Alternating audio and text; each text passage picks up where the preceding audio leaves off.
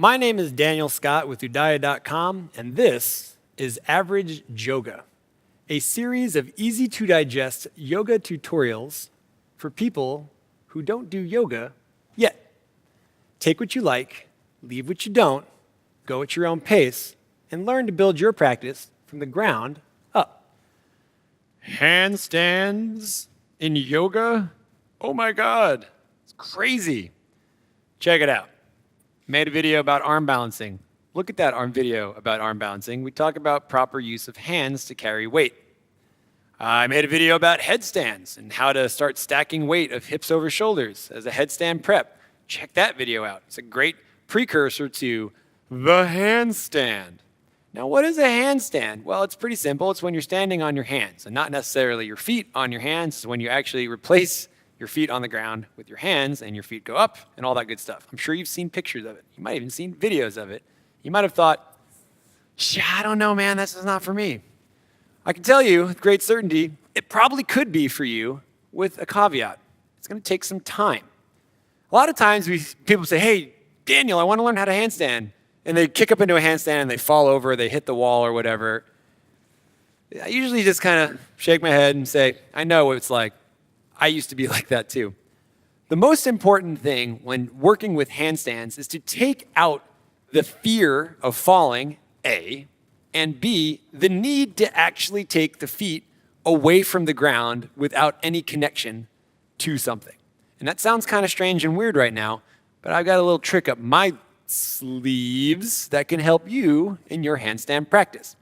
In order to do that, you're going to need a prop, and that prop will be a chair.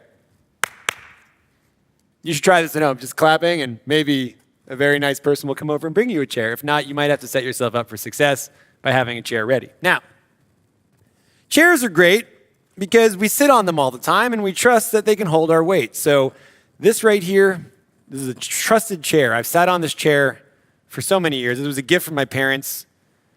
I carry it with me everywhere I go. So I trust this chair. You don't have to have that same relationship to the chair that you're working with, but you might want to think about that. Now, if you were to actually make sure the chair is safe and stable, so see how this guy's not shaking? Perfect. Now, not surprisingly, when standing on our hands, we don't want to bend our elbows because when we bend our elbows, it takes the weight from the bones into the muscles more. Now, that's not to say you won't use your muscles when doing a handstand, but it's important to note that you use the muscles to align the bones as opposed to carry all the weight. Muscles tire, bones don't. So if you break the line, if you bend the elbows, or if you have elbows that are bent to begin with, you're going to have to use the muscles more than if you can extend the arms and just hope for the best. So what we're going to work on in our handstand prep is simply finding straight arms, strong hands, so we can stack our shoulders over our wrists, our hips over our shoulders, and let our head hang. Now, that's a crazy one, but a neutral neck will help us keep our backs full and extended, our chests in, and our spines long. Let's begin. Now, you're going to set this chair up wherever you feel comfortable and confident that a chair should be. Then, what you're going to do is you're going to come towards a downward facing dog. Fingertips, knuckles, base of palm. Awesome. If you can get into a downward dog in front of this chair and you can look through your legs and you can see the chair, fantastic. See how my shoulders are back past my hips? What you want to do is take it into a shorter dog, that the shoulders are over the wrists, and you're going to feel the weight automatically go through the wrists, into the knuckles, into the fingertips. Let's talk a moment about that. You really want to use all of your hand. You don't want to put all the weight in the base of the palm, all the weight in the fingertips, and not have the middle line, those knuckles, grounded down. So make sure when you place the hands, go fingertip, knuckles, base of palm, check. Rotate the elbows. You see how the elbow out right here, that if I bend the elbow, it goes out? Try to rotate the elbows forward, the creases forward, so there's a lot more line and strength. So we'll see how that goes. If you take your hands and you really rotate them in, see how my thumbs go in, rotate the thumbs up, the elbows rotate up and in, external rotation through here, internal rotation for the elbows, strong, long line. Fingertip, knuckles, base of palm, check.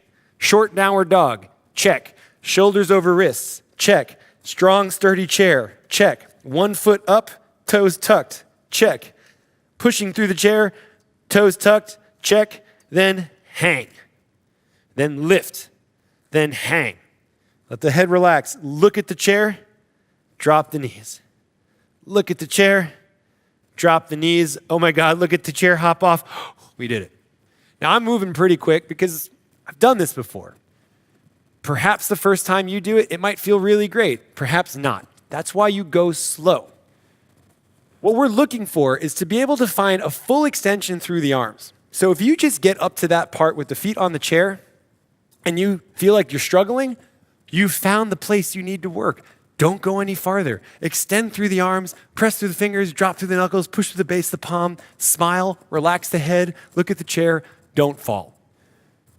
When we try to kick up against a wall, we take all of our responsibility of trying to hold ourselves up and say, I don't have to worry about the ground. The wall's going to hold me up. That's a false sense of security. Having a wall there is going to take all of the fun and all of the trust out of your own body and put it into an inanimate object that you have no relation to, that you're not even looking at. This chair right here, this is going to help you out, but you got to use it. So if you don't feel like if you're not able to push weight into the feet to help lift the hips, think about what you're doing before you do it. Let's try this one more time. Fingertips, knuckles, base of palm. Step one foot up, step another foot up. Now what you want to work on with the head dropped is trying to extend the legs, extend the arms, extend through the shoulders, keep the toes active. If the legs are shaky, that's fine. If you can't extend them fully, you can have a tiny bend and work on pouring weight from the feet to the hands, back to the feet, back to the hands. If this is great and you're feeling really good, hang out for 5, 10, 15 breaths, sing a song. When you're ready to come down, try to come down soft and easy. And the nice thing is, you can sit on your chair, cross the leg, and hang out. This is a great place to rest, a great place to take a break, but also it reminds you, this chair is totally able to hold my weight, so I should use it more. Let's try one more time, one more variation. So, you can come in from a forward fold at this point. Fingertips, knuckles, base of palm, drop the base of palm, drop the head. If you need to walk the hands forward or back, that's fine. Take one foot up, tuck the toes. Push through that chair. See how you're pushing through? Use that to lift the other foot, tuck the toes. Lift the hips.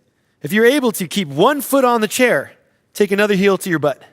Put that foot down, another heel to your butt.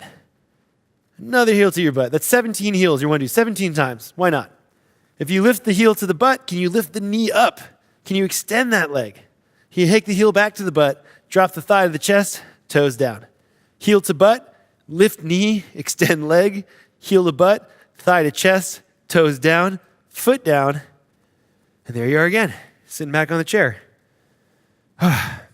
Listen, at the end of the day, if all you do is end up sitting in a chair and watching a video of a sweaty man with a mustache tell you how to do a handstand, I think that's some gain in your life. But when it comes to practicing handstands, if you're trying to go for the beauty strong line and just having someone take a quick picture before you fall on your head and break your neck, ask yourself, what do I really want from this practice of a handstand? What am I trying to gain? If you're trying to gain awareness, strength, alignment, balance, small steps towards great change are going to get you there faster than one big leap into an unknown thing. Think about that one next time you put your hands on the mat. So, how'd all that land for you? Hopefully, it sparked a fire. And if you're looking to fan the flame, head over to UDAYA.com and enter the promo code AVERAGE JOGA, Joga. You're going to have access to a lot more classes from myself and a host of amazing teachers from around the world of all shapes, styles, and colors. By all means, let this serve as a great foundation to build a home practice on that you can have for the rest of your life. Enjoy.